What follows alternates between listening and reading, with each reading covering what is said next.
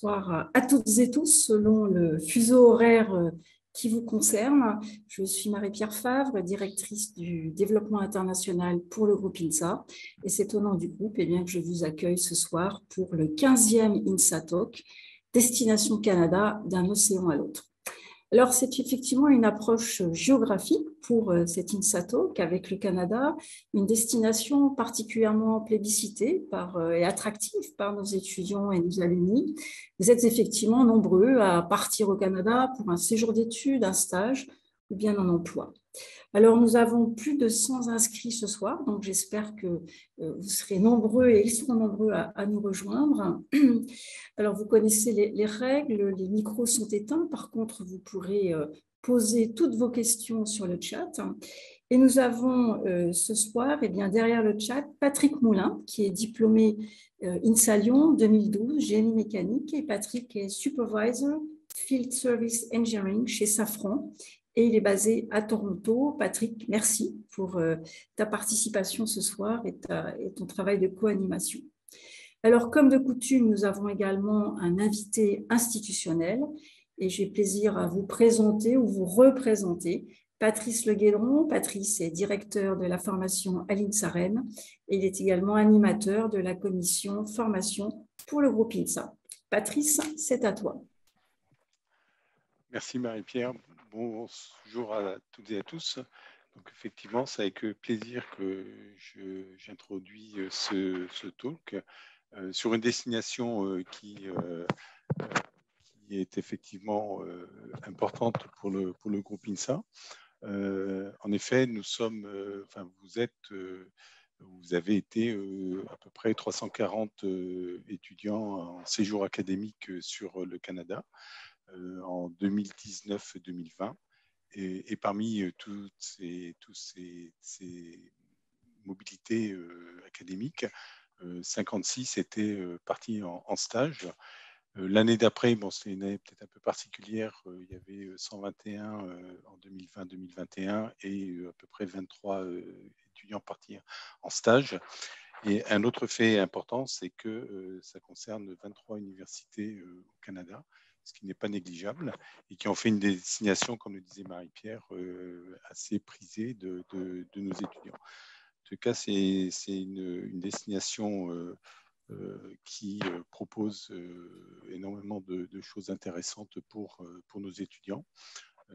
Et les témoignages que nous allons avoir ce soir vont le prouver. Et en tous les cas, ce qui est aussi intéressant, je pense, dans cette démarche, c'est de présenter un petit peu le périmètre complet d'intégration dans la vie canadienne, qu'elle soit universitaire ou autre.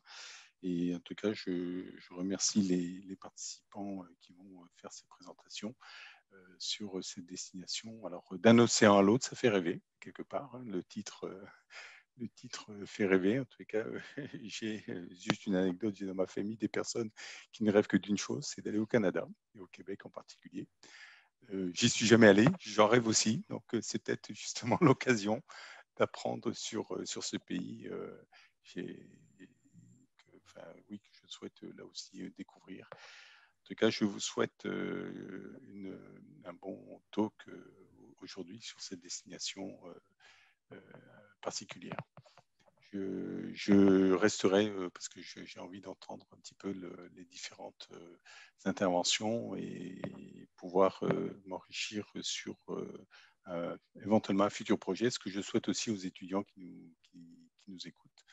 En tous les cas, c'est vraiment intéressant d'entendre comment intégrer, comment aller au Canada. Et puis, évidemment, on peut irriguer derrière, aller sur d'autres pays. Enfin, je pense aux États-Unis, qui est aussi une destination qui peut être intéressante lorsqu'on n'est pas loin de la frontière. Voilà, je vais pas en tout cas, je remercie les personnes qui vont intervenir. Et voilà, et je vous cède la parole. Merci. Merci Patrice pour ta fidélité sur ces INSA Talks. Tu y as déjà participé de nombreuses fois. Alors, est-il encore nécessaire de présenter ce concept INSATO qui est né il y a bientôt 18 mois, puisque nous en sommes à la 15e édition. C'est un rendez-vous quasi mensuel, donc un partage d'expériences entre des alumni basés à l'international auprès des élèves ingénieurs INSA, de la communauté INSA plus généralement. Alors, c'est l'occasion, bien sûr, aussi l'opportunité de créer, recréer du lien entre les écoles, les élèves, les alumni, pour vous de valoriser votre réseau, pour nous de fédérer notre communauté INSA autour de valeurs, de partage, de bienveillance, en y ajoutant, vous l'avez compris, toujours cette touche internationale qui nous est chère, qui est partie intégrante de nos stratégies de développement et de rayonnement, et qui est aussi partie intégrante du modèle INSA dès sa création.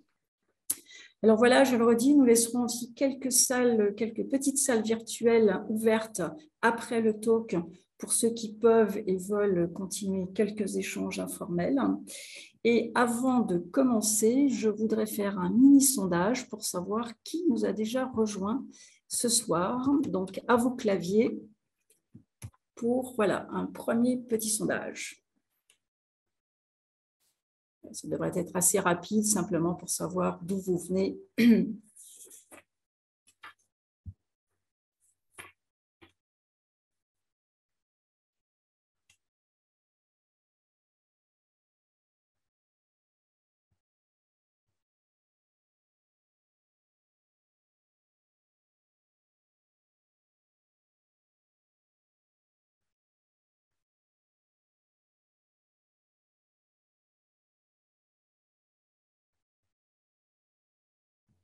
Bon, une majorité d'étudiants, 90% d'étudiants, beaucoup viennent de Toulouse, de Rouen. On a tous les établissements représentés, y compris des élèves des écoles INSA partenaires. Je rappelle que 6 écoles INSA partenaires sont associées au groupe INSA. Et finalement, une majorité d'entre vous, c'est logique, est bien basée en France. Nous en avons quelques-uns au Canada, dont nos intervenants, et puis dans d'autres pays européens ou américains. Et enfin, pour une majorité d'entre vous, c'est aussi le premier INSATO, donc bienvenue à nouveau dans cette initiative Groupe INSA. Alors, notre sujet aujourd'hui, c'est le Destination Canada, d'un océan à l'autre, et nous avons 3 invités d'exception. Je repartage mon écran, voilà, avec vous. Pour vous présenter, donc, dans un premier temps, Laurent Aymard, qui est diplômé INSA Rennes, informatique 2017. Il est Gameplay Programmer chez Behavior Interactive à Montréal. Nous aurons ensuite Lucille Fressigne, diplômée INSA Toulouse, Bio 2013. Lucille nous parlera de son expérience postdoc à l'Université de Saskatchewan. Et enfin, Jérémy Bardy, diplômé INSA Centre-Val de Loire en risque industriel promo 2013. Il est Quality Engineer chez Genesis Robotics and Motion Technology et Jérémy est basé à Vancouver. Donc, je vous propose de commencer par le côté atlantique et je vais passer tout de suite la parole à Laurent. Merci Marie-Pierre. Bonjour à tous. Merci d'être présents pour cette INSA Talk concernant le Canada. Donc, comme tu as dit, on va commencer par le côté Est à Montréal, dans la province du Québec. Donc, je vais me faire une petite présentation d'abord. Donc, j'ai été diplômé en 2017 en informatique à l'INSA Rennes. Ma première expérience professionnelle avec mon stage de fin d'études, puis un contrat, c'était j'ai commencé directement à travailler dans le jeu vidéo chez Asobo Studio à Bordeaux, où j'ai travaillé sur un jeu vidéo qui s'appelle A Plague Tale Innocence. Donc, c'était ma première expérience en gameplay programmeur. Donc, c'est-à-dire que je m'occupe de la partie informatique du jeu vidéo, en fait. Donc, tout ce qui peut être intelligence artificielle, contrôle du personnage, interface utilisateur. Donc, voilà, pour donner une idée de ce que je fais dans le métier du jeu. Et donc voilà, pendant 1 an et demi, j'ai travaillé là-bas et une fois mon contrat terminé, j'ai recherché un autre travail dans le jeu vidéo. Et c'est au travers des Journées Québec, c'est un salon à Paris qui regroupe plein d'entreprises du Québec, donc de Montréal ou de la ville de Québec ou encore d'autres villes du Québec. Plein d'entreprises étaient venues, donc, dont au moins 4 du jeu vidéo qui étaient présents. Et parmi elles, il y avait Behavior Interactive. Donc en décembre 2018, je suis monté à Paris pour passer un entretien là-bas et quelques semaines plus tard, j'ai été accepté et avec la préparation des visas et toute la préparation du voyage, je suis parti ensuite quelques mois plus tard, en février 2019, où j'ai rejoint Behavior Interactive, qui est un gros studio montréalais qui compte aujourd'hui peut-être aux alentours de 900 personnes, je dirais. J'ai un peu de mal à me rendre compte de la taille parce qu'on est pratiquement tous en télétravail maintenant, donc je ne sais même pas ce que ça représente ce nombre. Donc voilà, j'ai rejoint Behavior en 2019 pour travailler sur Dead by Daylight Mobile. Donc c'était un jeu qui était à la base sur console et PC. Et j'ai travaillé à l'adaptation de ce jeu sur mobile. Et depuis 1 an et demi, je travaille sur un projet qui est malheureusement secret, donc je ne pourrais pas vous en parler aujourd'hui. J'adorerais vous en parler, mais mon contrat de confidentialité fait que je ne peux rien dire pour le moment. Mais vous en saurez si vous me suivez sur je sais pas, LinkedIn ou Facebook, je ne sais pas, vous saurez sur quoi je travaille actuellement. Donc voilà, petite présentation rapide de mon expérience et de ce que je fais actuellement. Donc je suis arrivé au Canada grâce à ce qu'on appelle des permis jeunes pro. Donc ça donne accès à un permis de travail de 2 ans. Ça me lie à un employeur exclusivement. Donc, sur mon visa, c'est marqué Behavior Interactive. Ça veut dire que je ne peux travailler que pour eux. Si je dois changer d'entreprise, je dois changer de visa. Donc, refaire une autre démarche, faire un tour à la frontière américaine pour aller voir les douaniers canadiens pour me refaire un visa. Donc, c'est des démarches un peu longues, mais bon. Et depuis quelques mois, je suis devenu résident permanent. Donc, j'ai un visa de 5 ans qui me permet de faire ce que je veux au Québec ou même au Canada, en fait. Donc, voilà. Je vais vous parler un petit peu de à quoi ça ressemble la vie à Montréal. Donc, pourquoi travailler dans le jeu vidéo à Montréal? C'est parce que c'est un gros pôle dans des hautes technologies et surtout des jeux vidéo. Je sais qu'il y a aussi, pour ceux que ça intéresse, le pôle des intelligences artificielles. À Montréal, il y a beaucoup d'entreprises qui travaillent dans les nouvelles technologies des IA. Il y a des recherches, des universités, des entreprises qui travaillent là-dedans.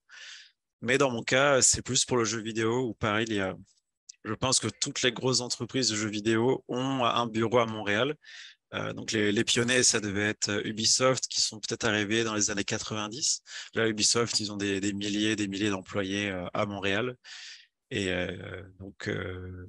et aussi Electronic Arts, tous les grands noms sont à Montréal. Donc si la carrière de jeu vidéo vous intéresse, c'est une ville à prendre en considération. Donc la qualité de vie est très très bonne.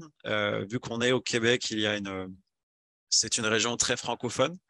Même si à Montréal, c'est quand même, je dirais, assez bilingue. Il y a des quartiers où ça parle plus anglais que français, donc il y a vraiment un peu de tout. C'est quelque chose qui est un bon trait, je suppose. Donc, pour ma part, au travail, on parle en français et dès qu'il y a des gens qui viennent d'autres pays qui ne sont pas encore à l'aise en français, on switch tout de suite en anglais et comme ça rend les discussions faciles pour tout le monde. Je ne sais pas si les gens connaissent beaucoup la ville de Montréal, mais c'est une ville, comme j'ai écrit, c'est moins dense que New York ou Toronto. C'est très. Là, j'ai mis la photo que j'ai mise, c'est là vraiment il y a les plus grandes tours et ensuite, dès qu'on sort de ce quartier-là, c'est que des petites maisons de 2-3 étages qui sont moins enfin, c'est pas des grandes tours, on se sent pas écrasé par des immenses buildings dans tous les sens. Je pense que c'est pas la même à Toronto. Je suis pas encore allé à Toronto, mais j'ai vu des images. Et pour avoir fait quelques week-ends à New York, à Montréal, l'air est un peu plus respirable, c'est un peu plus agréable.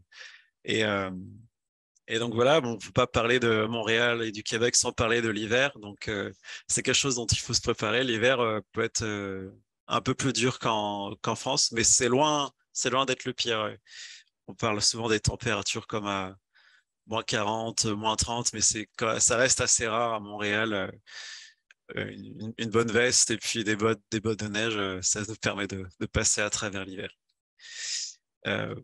Donc voilà, je ne peux pas trop empiéter sur le temps et laisser les autres intervenants parler, mais si vous avez des questions concernant Montréal et le fait de venir au Canada via un permis Jaune Pro, n'hésitez pas à poser des questions, je pourrai répondre un peu plus tard. Donc voilà. Merci beaucoup Laurent pour ce premier partage et donc un premier aperçu, un premier parcours, en tous les cas en témoignage. Et je vais maintenant passer la parole à Lucille.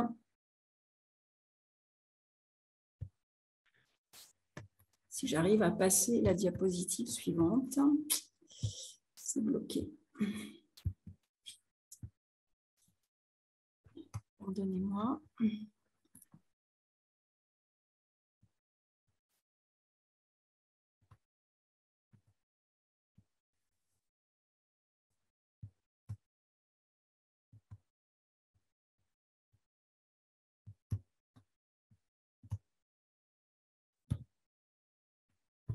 Lucille, c'est à toi. Et pardon pour ce petit bug. Oui, bonjour à tous. Donc voilà, moi c'est Lucille. J'ai été diplômée de l'INSA de Toulouse. À l'époque, c'était option GBA, génie biochimique et alimentaire, qui je crois maintenant s'appelle génie biochimique tout court. Donc diplômée en 2013. Je suis partie en janvier 2014 à Québec, la ville de Québec, pour faire mon doctorat en biologie moléculaire et cellulaire, associé à l'Université Laval de Québec. Donc, j'ai fait mon doctorat pendant 4 ans, jusqu'en décembre 2017. J'ai fait de la recherche sur le cancer, c'était de la recherche fondamentale. Suite à ça, pendant le doctorat, après, j'ai un parcours un peu spécial, mais c'est pendant mon doctorat, j'ai rencontré mon mari qui est militaire canadien. Et donc, on est muté tous les 2-3-4 ans. Donc, après, c'est pour ça que je bouge pas mal. Après mon doctorat, je suis partie au Yukon. Donc, je ne sais pas si, si les gens savent où c'est, mais c'est un des territoires du Canada. Donc, c'est dans le nord et c'est collé à l'Alaska. Donc, c'est vraiment sur la côte ouest, au nord. Ça fait presque, c'est dans le subarctique, on appelle ça. Donc, là-bas, la vie est très spéciale, c'est vraiment très différent. Il n'y a pas, comment dire, c'est énorme. Le territoire, c'est plus grand que la taille de la France en superficie, mais il n'y a que 40 000 habitants dans tout le territoire. Donc, il n'y a pas grand-chose, surtout dans mon domaine et ma spécialité, il n'y avait rien. Mais bon, j'ai quand même réussi il y a une petite université, donc j'ai été prof de bio à l'université du Yukon. Puis après, j'ai commencé un post-doctorat en Northern Policy via l'université de Saskatchewan, mais j'étais au Yukon, mais je travaillais pour l'université de Saskatchewan. Donc j'ai travaillé, c'était une nouvelle boîte, on a essayé de mettre en place des technologies pour les communautés autochtones dans l'Arctique du Canada. Ouais, c'est ça, mettre au point des technologies, les mettre à jour sur toutes les nouveautés. Et en parallèle, j'ai commencé un projet de recherche qui vise à étudier la population des ours au Yukon. Donc ça, ça se relie à mon doctorat parce que c'est un projet de recherche lié à la génétique des ours.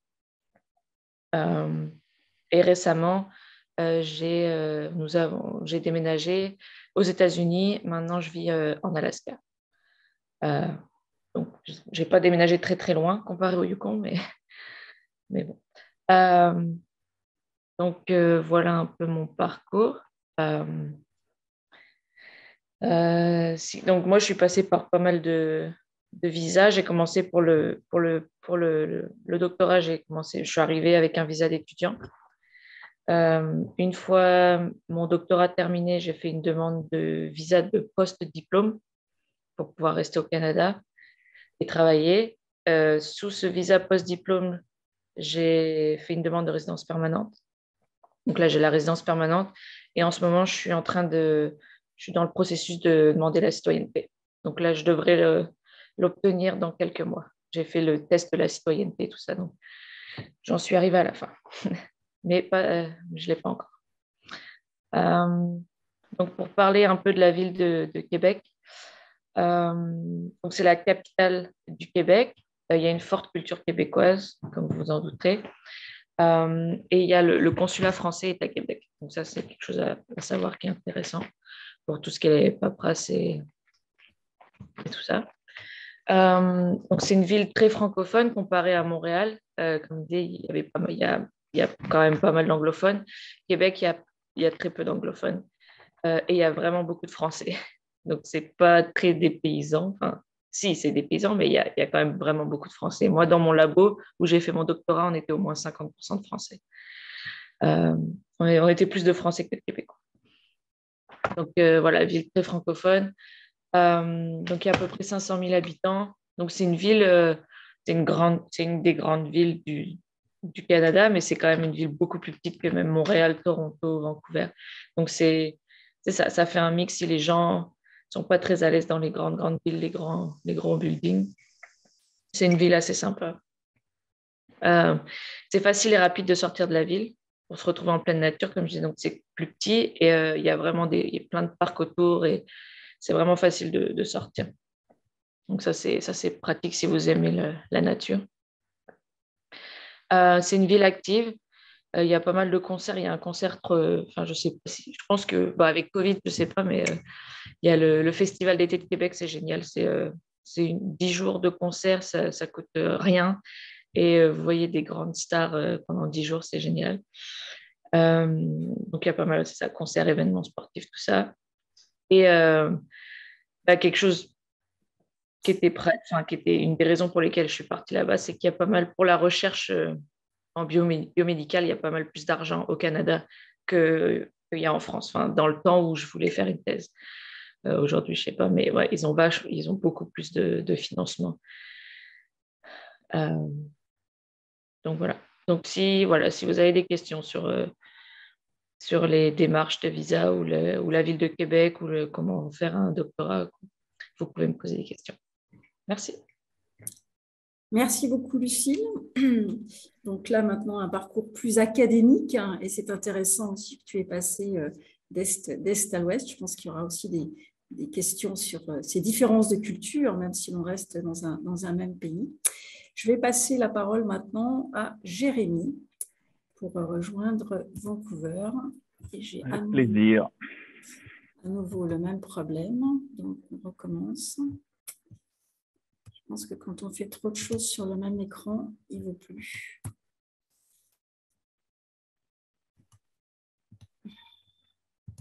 Et n'hésitez pas à poser vos questions sur le chat. Voilà. Vous m'entendez bien? Oui, c'est parfait. Parfait. Moi, mon expérience avec le Canada, ça a commencé en 2011. Donc, j'étais pour mon premier stage d'école d'ingénieur à l'INSA Centre Val-de-Loire en maîtrise des risques industriels. Donc, je suis parti à Vancouver à Simon Fraser University. Donc, c'était vraiment pour un stage de recherche de 3 mois. Et je suis vraiment tombé sous le charme de la ville et de la région, vraiment de la Colombie-Britannique et de l'Ouest canadien, notamment les Rocheuses. Et mon but, c'était vraiment de pouvoir y revenir par la suite. Donc, ce que j'ai vraiment essayé de faire, c'est réussir à construire un parcours, notamment à travers des grands groupes, pour pouvoir bénéficier des mobilités et revenir au Canada. Donc, c'est un peu c'est ce que j'ai essayé de faire à travers Safran. Je suis rentré chez Safran en 2012 pour un stage de 2e année. Puis, j'ai enchaîné sur un stage de 3e année avec eux où j'étais à Dallas. J'ai obtenu mon diplôme d'ingénieur en 2013 et j'ai commencé à travailler chez Safran en France sur Paris, donc en tant qu'ingénieur qualité, donc sur tout ce qui était électronique, donc beaucoup basé sur tout ce qui était calculateur de vol pour Boeing et Airbus. Donc, qui dit qualité dit aussi conformité des produits et safety, surtout pour tout ce qui est aérospatial. Et depuis quand j'ai commencé à travailler en France, j'ai vu que mon souhait était de venir au Canada après un an d'expérience française, j'ai demandé ma résidence permanente via système entrée express. Et j'ai obtenu ma résidence permanente fin 2017 et je suis parti en 2018 pour le Canada. Donc, j'ai pu bénéficier du fait que j'étais chez Safran à demander une mobilité sur le Canada. Donc, j'ai continué en tant qu'ingénieur qualité et je suis arrivé dans l'Ontario où je suis resté jusqu'en 2020. Alors, l'Ontario, je pense que Patrick pourra répondre aussi aux questions parce qu'il est aussi en Ontario. Alors, c'est vrai que ça concentre une grosse partie de l'industrie canadienne avec le Québec. Donc, c'est là qu'est le gros bassin d'emploi, beaucoup pour les ingénieurs. Après, et l'Ontario, alors moi, j'ai pas un très, très bon souvenir parce que je trouvais ça très, très plat. Mais c'est vrai que c'est une province énorme. Tout est beaucoup centré sur Toronto. C'est une ville qui s'arrête jamais, qui est comme sa banlieue, qui est vraiment très, très, très, très grande. Et grâce au Covid, si je peux dire, c'est un des avantages au Covid, j'ai demandé à pouvoir travailler depuis Vancouver en août 2020. Donc, ça a été accepté. J'ai continué de travailler pour Safran depuis l'Ouest canadien, donc avec 3 heures de décalage horaire. C'est pas forcément ce qui se fait le plus simple, mais ça se passait bien. Donc, j'ai fait ça pendant un an. J'ai par la suite demandé ma citoyenneté canadienne après 3 ans sur le territoire. Donc, je suis en progrès comme lucide sur le sujet. Et depuis septembre 2021, donc j'ai changé d'employeur. Maintenant, je suis chez Genesis Robotics and Motion Technologies, donc sur Vancouver, toujours en ingénieur qualité et notamment plus sur tout ce qui est robotique, donc beaucoup plus tout ce qui est moteur et tout ce qui est également engrenage. Donc, je suis vraiment passé du coq à l'âne. J'étais dans l'électronique, maintenant je suis plus dans la mécanique. Donc, c'est vrai que ça, c'est quelque chose que je trouve qui est intéressant, notamment chez les INSA, c'est aussi avoir un espèce de parcours généraliste parce que vous savez que vous n'allez pas faire toute votre carrière dans la même entreprise, certainement pas toute votre carrière dans le même domaine. Et ça, c'est intéressant de pouvoir avoir des clés pour pouvoir rebondir d'un domaine à l'autre ou en tout cas d'une entreprise à l'autre. Ce que je voulais rajouter aussi, c'est notamment que forcément, alors moi, je n'ai jamais été bon en anglais. C'est un de mes faut le savoir, j'ai loupé 2 fois mon First Certificate of English. J'ai fini par avoir mon TOEIC en 3e année, avant juste mon diplôme d'ingénieur. Et c'est pas pour autant que ça m'a arrêté pour partir au Canada, dans l'Ontario où c'est uniquement en anglais et aussi en Colombie-Britannique. Donc ça, si vous en donnez les moyens, c'est pas forcément un frein. On arrive à trouver des cartes et c'est aussi une force du Canada, c'est via son système d'immigration, comme ici, là, actuellement, chez Genesis Robotics, il y a une très grande diversité au niveau des personnes qui travaillent. On travaille avec des Iraniens, des Philippins, des Indiens, des Brésiliens, des Espagnols, des Mexicains. Donc, pour personne, c'est l'anglais et leur langue originale. Tout le monde a appris l'anglais. Donc, forcément, ça aide de pouvoir se dire que vous n'êtes pas face à quelqu'un qui a appris l'anglais depuis toujours et où vous trouvez être mauvais. Si je reviens sur le travail aussi au Canada, alors c'est vrai qu'il y a un salaire qui est plus élevé au Canada, on est mieux payé. Après, vous pensez aussi que vous avez moins de vacances. Je suis passé de chez Safran, j'avais 8 semaines de congés par an en France à 3 semaines au Canada. Vous travaillez 40 heures par semaine, mais ça, c'est le côté positif. Personne n'en fait plus. En tout cas, c'est ma deuxième expérience professionnelle et les gens arrivent à 8 heures et partent à 4h30. Donc, vous avez le temps, surtout en Colombie-Britannique, de chausser vos skis à 17h en rentrant du travail et puis aller faire du ski jusqu'à 22h ou d'aller faire une balade sur le long des plages ou prendre votre kayak et vous balader dans la baie de Vancouver. Donc ça, c'est un des énormes avantages de Vancouver et c'est tout ce que ça peut offrir. En été, vous êtes sur la plage et en hiver, vous allez randonner en raquette et vous allez au ski à moins de 1 heure de Vancouver. Donc, c'est vraiment, ça a vraiment une qualité de vie exceptionnelle et je ne regrette pas du tout d'être arrivé à Vancouver. C'est vraiment le but et ouais, c'est vraiment très agréable. Et après, j'ai vu qu'il y avait une question sur les titres d'ingénieur. Alors ça, on pourra revenir s'il y a des questions là-dessus. C'est vrai qu'au Canada, le titre et le métier d'ingénieur est protégé. Donc, vous devez faire partie d'un ordre pour pouvoir l'utiliser. Alors, tout le monde ne le fait pas, ça dépend aussi des employeurs. Ça permet également de rentrer dans un cercle un peu fermé. Si votre boss, là où vous postulez, est ingénieur, il y a des grandes chances qu'il vous embauche. Ça fait partie un peu du réseautage, la même chose que vous pouvez avoir en France si votre boss vient de l'INSA, ben, il va certainement avoir tendance à vous appeler pour faire un entretien s'il voit vos CV que vous avez fait INSA. Et sinon, oui, bon, je pense qu'on reviendra plus s'il y a des questions là-dessus, mais je trouve que le Canada, bah, vous pouvez devenir citoyen après 3 ans. C'est un bon mix entre l'Europe et les USA au niveau santé, retraite et chômage. Et il y a quelque chose aussi qu'il faut, si vous jouez les cartes, de pouvoir vous faire muter depuis la France ou faire comme Laurent qui a trouvé son travail depuis la France. Ça, c'est un gros avantage parce que sinon, il y a ce qu'ils appellent beaucoup l'expérience canadienne. Et c'est vrai que pour trouver un travail au Canada, souvent, ils ont tendance à prendre des gens qui ont une petite expérience. Alors, il y a beaucoup de gens qui redescendent, entre guillemets, en bas de l'échelle un peu pour 1 ou 2 ans avant de retrouver un travail d'ingénieur parce qu'il faut réussir à montrer qu'on est passé par la case de je travaille, je ne viens pas d'arriver seulement au Canada juste maintenant. Donc ça, c'est vrai que c'est le côté pratique que vous faites muter, vous vous échappez à cette case-là et puis vous pouvez rester au même niveau que vous avez en France.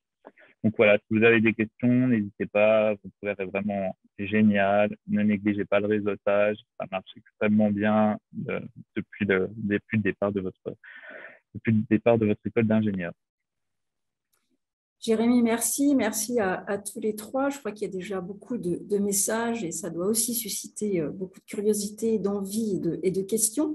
Et je vais donc me tourner vers Patrick maintenant, qui va animer cette partie questions-réponses. Donc, je le redis, toutes vos questions sont sur le chat et Patrick va pouvoir les synthétiser, les reformuler auprès des intervenants.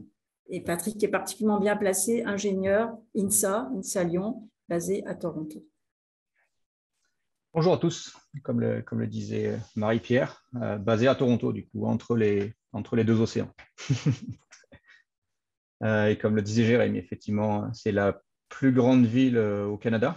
Montréal, juste pour un ordre d'échelle, je ne sais pas si vous avez un ordre d'idée des tailles des populations, mais en gros, le Canada fait à peu près 40 millions d'habitants par rapport à la France qui en compte, on va dire, 67, 68, on doit être à peu près ça. Sur un territoire qui doit faire 5 ou 6 fois la taille de la France, et avec des disparités qui sont énormes, comme disait Lucille, sur le Yukon, où il y a 40 000 habitants sur un territoire grand comme la France. Une grande majorité de la population est basée sur ce qui est appelé le corridor, qui sur la carte est de Québec jusqu'à Toronto, et puis les villes qui sont après Toronto, Hamilton et London. Du coup, c'est toute la partie qui est le long du Saint-Laurent, et qui ensuite prend le lac Ontario. La grande majorité de la population au Canada est basée dans cette partie-là. Et puis après, les quelques villes qui sont plus à l'ouest, que ce soit Calgary, Ottawa ou Edmonton, Winnipeg, Vancouver. C'est très disparate. Donc, si vous arrivez dans des villes, c'est des grandes villes. Si vous arrivez au Yukon, par exemple, c'est forcément beaucoup moins dense. C'est un autre rythme de vie. N'hésitez pas, du coup, si vous avez des questions sur Toronto. Moi, je suis arrivé directement avec une résidence permanente et en étant transféré de mon entreprise en France vers un poste au Canada. C'est une autre expérience. Si vous avez des questions sur ça, je peux y répondre. Première question dans le chat, c'était celle que Jérémy a récupérée, qui était associée à la reconnaissance du diplôme d'ingénieur. Il y a une chance qui est le fait que le diplôme d'ingénieur est reconnu au Canada. Au Québec, il est reconnu quasiment immédiatement. Il faut juste lancer. En gros, la profession est réglementée. Du coup, il faut juste lancer une demande. De mémoire, ça doit coûter quelque chose comme 500 $ canadiens pour la demande et après 300 par an pour le garder. Ouais. Si je peux ajouter quelque chose, pour ma part, je n'ai pas eu à faire aucune équivalence. En fait, je pense que ça va plus toucher les personnes qui travaillent je sais que pour le génie civil, pour être chef de projet et pouvoir approuver des projets de génie civil, il faut faire partie de l'ordre d'ingénieur. Et en fait, comment ça marche ici, c'est dès que vous faites un projet en génie civil, c'est l'ingénieur principal qui prend les responsabilités. Par exemple, son entreprise a designé un pont, c'est l'ingénieur qui va signer, qui va dire que le pont il va tenir 20 ans, il ne va pas s'écrouler avant. Et si jamais un accident se produit, bah, c'est l'ingénieur qui récupère les responsabilités. Donc, en plus de payer, je ne sais plus le prix, tu as dit $500, il faut en plus se former, il faut montrer que on a fait 10 ou 20 heures de formation par an pour pouvoir garder le titre. Et c'est des ingénieurs de ton entreprise qui doivent te parrainer pour devenir faire partie de l'ordre. Mais pour ma part, je n'ai pas eu besoin de demander cette équivalence-là.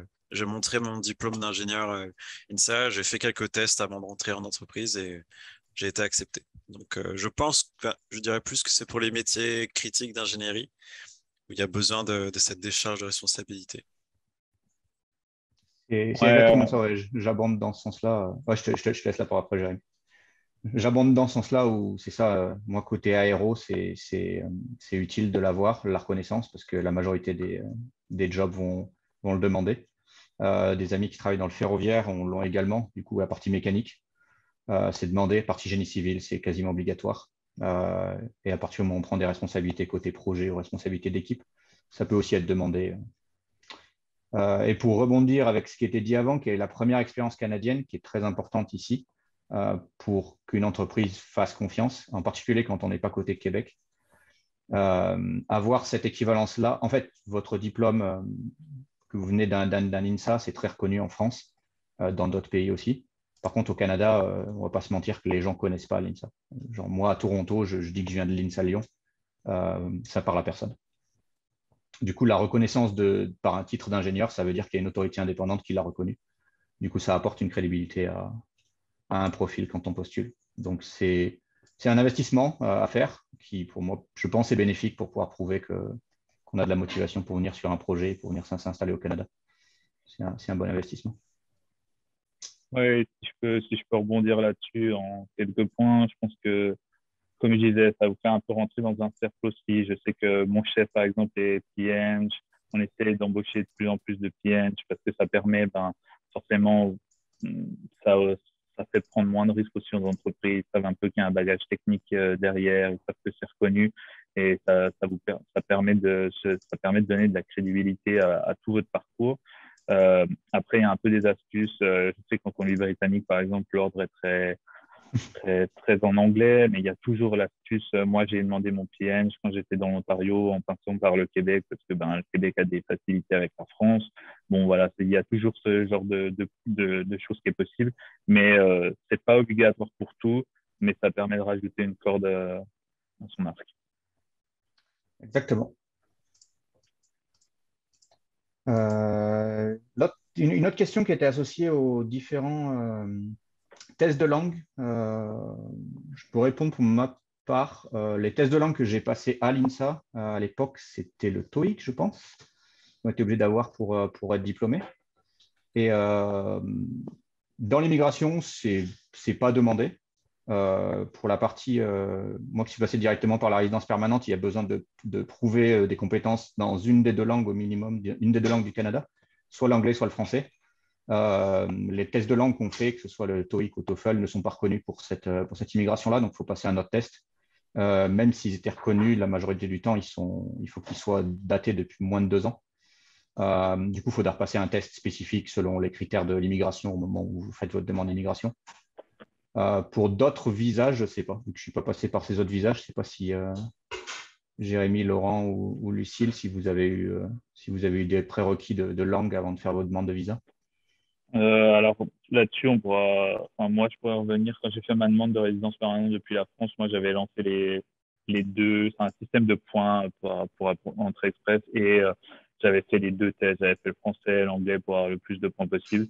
Mais je crois qu'à l'époque, c'était le TOEFL. Je crois que c'était le TOEFL, je crois. Mais ouais. Mais par contre, je pense que pour un stage en université, ça dépend combien de temps. Nous, on avait fait un stage, moi, j'avais fait un stage dans l'université en 2011. C'était vraiment que pour l'été. C'était un stage où on aidait des doctorants dans leurs projets. Il n'y avait aucune partie théorique. On était vraiment dans un labo de recherche. On n'était pas obligé d'avoir de test en anglais ou quoi que ce soit. C'était que pour 3 mois, donc il y avait pas de, on suivait pas de cours, donc il n'y avait pas cette obligation. Ouais, je me permets peut-être juste un petit complément là que j'ai mis dans le chat, mais c'est souvent Ouais. finalement à la discrétion à la fois de l'université partenaire, qui va exiger tel ou tel test, et de la même façon, l'employeur peut exiger tel ou tel test en fonction de la durée, du niveau de stage, donc c'est très, très variable. C'est vraiment l'institution d'accueil finalement qui dicte ces règles, ces exigences en tous les cas. Ouais, sur la partie... Oh, vas-y, Jérémy. Juste sur la partie immigration, si jamais, donc c'est pas le TOEFL, c'est l'IELTS si vous voulez passer l'anglais pour la résidence permanente. Mais entre guillemets, je vous le conseille pas. Faites que le français. Si vous avez assez de points, vous n'êtes pas obligé de passer l'anglais. Si je peux ajouter un truc, bon, c'est hyper rapide, mais pour le Québec, il n'y a aucun test d'anglais vu que la langue de la province, c'est le français.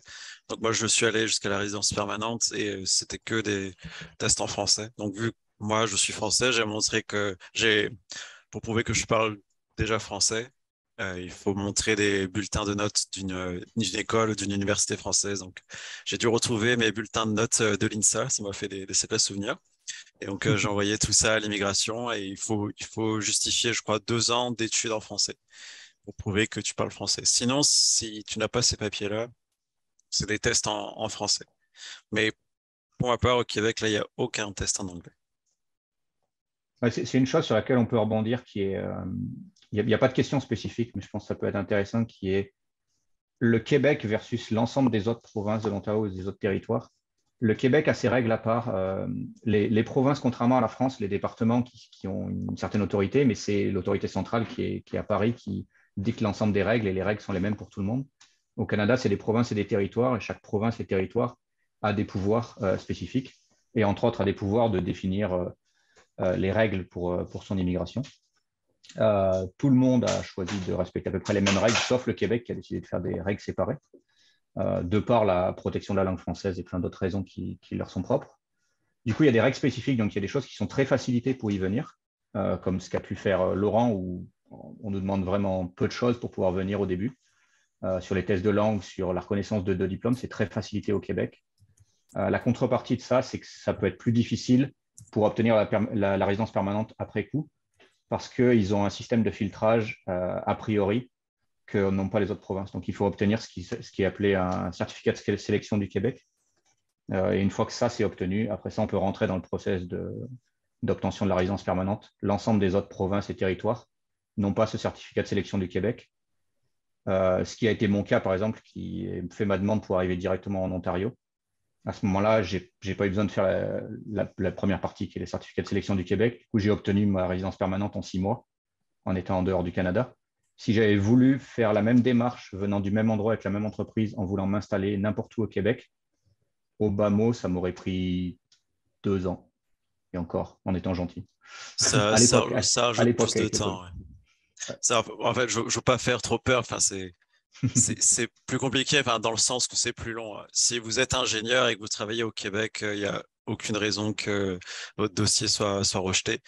Mais oui, ça rajoute du temps, ça rajoute un peu de stress aussi parce que, bon, il y a 2-3 ans, quand j'ai envoyé mon dossier, c'était encore par papier. Donc, ouais, en 2020, il y a encore des démarches qui se font en envoyant un courrier à la poste. Ouais, bon. Il y a Internet qui est passé par là. Mais bon, depuis le temps, tout se fait par Internet. Mais quand je l'ai envoyé, moi, c'était par papier. Donc, il y a un peu le stress de est-ce que mon dossier va bien arriver jusqu'à leur bureau? Est-ce que ça va pas se perdre dans leur bureau? Donc, il y avait un peu ce stress-là. Mais oui, ça rajoute énormément de temps. Je pense que maintenant, si vous prenez 2 personnes, une qui arrive au Québec et une qui arrive en Colombie-Britannique, je pense que le temps que le Québécois a son résidence permanente, le gars en Colombie-Britannique a déjà reçu sa citoyenneté, quoi, pour vous donner une idée du temps d'attente que ça peut avoir. Parce qu'au Québec, il faut déjà travailler 2 ans avant de demander la résidence permanente, enfin le CSQ, le certificat de sélection du Québec. Une fois que tu as ce service certificat, tu demandes ta résidence permanente, donc ça peut être 1 an et demi de temps si vous avez de la chance, parce que si vous n'avez pas de chance, qu'un dossier se perd ou je ne sais pas quoi, tous les délais se rallongent.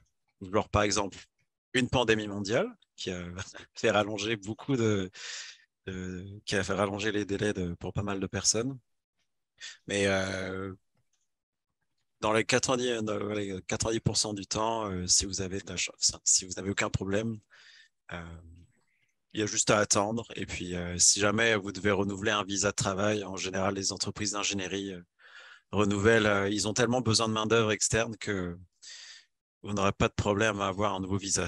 C'est plus à la charge des employeurs. Donc, vous n'aurez pas à payer tant de choses. Ouais, c'est une des choses qu'on n'a pas dit parce qu'une fois qu'on est au Canada, ça tombe presque sous le sens, mais le Canada est en demande de main-d'œuvre, est en pénurie de main-d'œuvre et du coup a des quotas d'immigration qui sont, vus de la France, assez incroyables. En gros, pour vous donner un ordre d'idée, il y a 40 millions d'habitants et les targets d'immigration par an, c'est 400 000. 400 000 personnes qui doivent. La target pour le ministère de l'Immigration, c'est 400 000 personnes qui obtiennent leur résidence permanente. Du coup, soit c'est des transferts de personnes qui ont d'autres visas, soit des gens qui demandent directement la résidence permanente. Mais c'est pour donner un ordre d'idée du nombre de personnes qui est accueilli par an. Du coup vous n'êtes pas un cas particulier, vous êtes une personne parmi tant et les Français sont peut-être majoritaires, ou probablement majoritaires au Québec. C'est absolument pas le cas pour le reste du Canada. On est très minoritaire en termes de nationalité d'immigration. Les francophones de manière générale, d'ailleurs. Ouais, Québec. Pour donner une idée du nombre de Français à Montréal, il n'y a pas longtemps, il y a eu les élections présidentielles et ils ont donné plein de statistiques. Et donc, pour le consulat de Montréal, il y avait 60 000 électeurs inscrits. Donc, ils ont loué un immense bâtiment pour pouvoir faire voter tout le monde. Mais ça, 60 000, c'est une limite basse. Il y a plein de Français qui sont là, qui ne se sont pas enregistrés au consulat. Donc, il y en a qui estiment peut-être à près de peut-être 80, 100 000 Français dans la région de Montréal. En plus de ça, il faut ajouter aussi les Français qui sont dans la ville de Québec. Donc là, je n'avais pas le chiffre exact, je préfère dire, mais il y en a quand même beaucoup aussi. Officiellement inscrit officiellement inscrit sur le registre au Canada, il y en a presque 70 000 à Montréal. En gros, 100 000 Français inscrits sur le registre au Canada, au global. 70 000 à Montréal, 10 000 à Québec, 10 000 sur Toronto, et le reste dans l'ensemble du reste du Canada. Donc, si vous avez peur d'être dépaysé, vous en faites pas. Si vous allez au Québec, vous allez voir des Français. Si vous allez ailleurs au Canada, vous allez en voir, mais il faudra les chercher.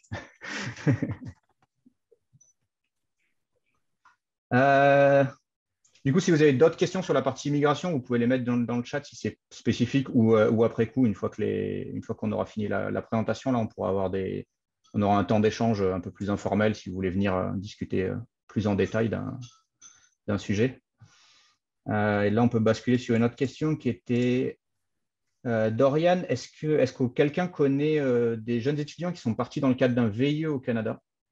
Pour ma part, non. Pour ma part, je voulais partir en VIE quand j'ai fini l'INSA. Et je n'ai pas réussi à trouver un VIE qui matchait tous les critères que je voulais. Donc finalement, j'ai commencé à travailler en France et puis je suis parti à l'étranger par la suite. Mais je n'ai pas rencontré de gens qui étaient en VIE au Canada. Par contre, je sais qu'il y avait des VIE au Canada. En 2012, quand je sortais, il y en avait qui. Moi, je connaissais, j'avais un de mes amis qui était en VIE sur Vancouver. Alors, bon, il sortait pas du tout du NINSA, hein. Il était plutôt dans le marketing, il avait fait une école de commerce sur Paris, mais il faisait un VIE pour une filiale d'Essilor. C'est quelque chose qui se passe bien. Il était plutôt satisfait du salaire qu'il avait par rapport à la vie sur Vancouver. Après, je sais qu'il était sur un VIE d'un an renouvelable et il l'a pas fait parce que forcément, il est arrivé au temps du Covid, donc c'était pas les meilleures années en VIE, c'était pas là que ça profitait le plus. Après, il y a pas mal de gens qui font pas les démarches pour la résidence permanente, qui font pas les démarches pour le VIE. Il y a toujours la possibilité, on en reviendra s'il y a des questions encore par la suite, de partir en Working Holiday Visa, en PVT, qui permet de venir sur le Canada et d'être plus flexible aussi. On pourra en parler après. Laurent ou Lucille, est-ce que vous avez des VIE autour de vous? Moi, non, désolé. J'ai des amis qui étaient VIE, mais c'était aux États-Unis. Ça marche. Le plus simple, c'est ça, ce serait d'arriver à trouver une personne qui serait partie en VIE, contactée via l'annuaire des anciens INSA. Je sais que j'ai des étudiants INSA qui m'ont contacté ou des jeunes diplômés qui m'ont contacté parce qu'ils avaient des projets pour venir au Canada via l'annuaire. Pas hésiter à faire ça. Je sais que je prends le temps d'y répondre et puis une personne qui était à Toronto, on a pris un café ensemble pour discuter des expériences ou par téléphone. N'hésitez pas à le faire. Tout le monde ne vous répondra pas. Tout le monde a sa vie propre et peut être plus occupé ou moins occupé selon les périodes. Mais qui tente rien n'a rien. Et moi, pour l'avoir tenté, j'ai eu des réponses et les gens qui tentent avec moi auront une réponse. Donc, une autre question qui était associée à la possibilité de trouver un stage de 2 mois en entreprise au Canada, avec plus spécifiquement une spécialisation sur les réseaux de chaleur pour une alternance. C'est possible de trouver. Est-ce qu'au travers, peut-être Marie-Pierre, tu peux avoir la réponse, est-ce qu'au travers des INSA ou du réseau INSA au complet, tu aurais des conseils à donner sur la manière de s'orienter? Alors, pour la recherche de stage, il y a bien sûr Job Teaser, qui est la plateforme Groupe INSA pour le dépôt justement des offres de stage. Vous y trouvez d'ailleurs aussi, je crois, des offres de VIE. Il peut y avoir aussi via votre département parce que c'est lié à un thème particulier et donc des contacts privilégiés avec des entreprises qui vont travailler dans le domaine. Et puis, comme le disait Patrick à l'instant, c'est le réseau. Donc, ces INSATalks, c'est une opportunité pour vous mettre aussi en contact avec quelques diplômés. N'hésitez pas à vous connecter à la fois sur les groupes LinkedIn du groupe INSA parce qu'il y en a plusieurs de vos établissements pour faire un petit peu des recherches. Et je le disais également, on fera certainement un talk à l'automne, à la fois sur le VIE et peut-être aussi sur le stage. Mais il y a plusieurs canaux, effectivement, pour la recherche de stage. Mais le réseau, et c'est ce qu'on essaye aussi justement de vous encourager à faire, c'est vraiment, je pense, une grande valeur ajoutée. Et donc, profiter de ce réseau INSA pour le valoriser et y contribuer également. Voilà. L'heure tourne, donc je vais bientôt être obligée de clore ce talk, en tous les cas sur la partie enregistrée. Mais peut-être avant de terminer, je voudrais, Laurent, Lucille et Jérémy, vous solliciter une dernière fois pour finalement un dernier message à notre audience ce soir. Laurent, rapidement, un dernier message à nos Si vous voulez venir au Canada, il y a plein de portes ouvertes. Si c'est une expérience qui vous plaît, n'hésitez pas à y aller. Et dites-vous que si vous n'êtes pas sûr de faire votre vie à l'étranger, dites-vous que ça peut être juste pour 1 ou 2 ans comme ça. Et si ça ne vous plaît pas, tant pis, vous rentrerez en France, mais vous rentrerez avec plein de souvenirs, plein d'expériences. Donc, n'hésitez pas. Si vous avez juste une petite envie, allez-y, puis vous verrez bien comment ça se passe. Il y a plein de postes pour les ingénieurs, donc n'hésitez pas. Lucille? Oui, non, c'est dans le Canada, ça ouvre de belles portes, c'est une belle expérience, c'est un beau pays. Comme on disait, d'un océan à l'autre, donc vous pouvez commencer par le Québec pour faire une petite transition entre le français et l'anglais qui facilite. Commencer à devenir ceux qui sont moins à l'aise en anglais, commencer à développer l'anglais, puis après vous pouvez voyager dans le Canada parce que chaque province est vraiment différente, a vraiment sa culture. C'est un beau pays à découvrir, ça ouvre facilement les portes vers les États-Unis. Après, une fois qu'on est au Canada, pour aller aux États-Unis, c'est facile. Et une fois qu'on a trouvé quelque chose au Canada, après, les portes sont ouvertes pour ce grand, l'Amérique du Nord, le grand continent.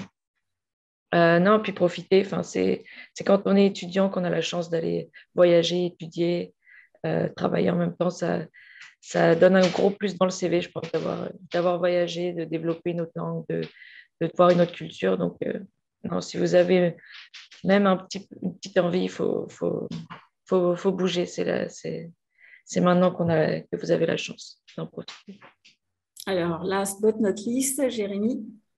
Ouais, je vais un peu dire la même chose. Le Canada est un énorme terrain de jeu. Il y a énormément de choses à faire. Moi qui ai pu travailler en France et au Canada, je ne regrette pas du tout de travailler maintenant au Canada. Je pense qu'il y a il y a une qualité de vie qui est quand même bien meilleure dans l'équilibre entre vie professionnelle et vie privée. Il y a moins de présentiel, il n'y a pas que le travail qui compte. Et si vous avez envie de découvrir un pays avec énormément de facettes, avec énormément de régions et puis une diversité par ses habitants, parce qu'au final, qu'est-ce qu'un Canadien? C'est bien la grande question à savoir avec tous les gens qui sont très peu de personnes au final qui sont nées au Canada. Tout le monde vient de l'extérieur. C'est un super melting pot et c'est vraiment un super pays.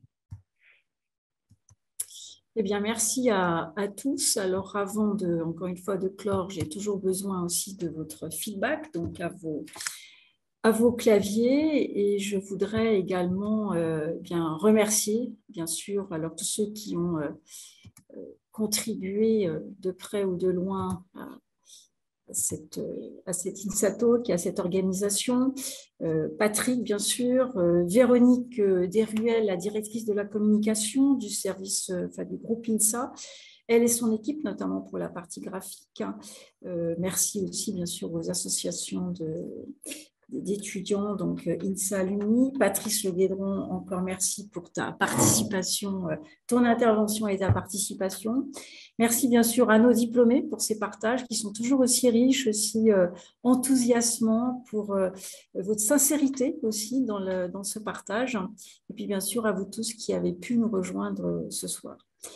Voilà, et puis j'ai plaisir, j'espère que vous voyez mon écran, à pouvoir d'ores et déjà vous inviter au prochain INSATO, ça sera le dernier de l'année académique, qui aura lieu le 16 juin. Donc une approche là encore géographique, mais le focus sera sur le Moyen-Orient.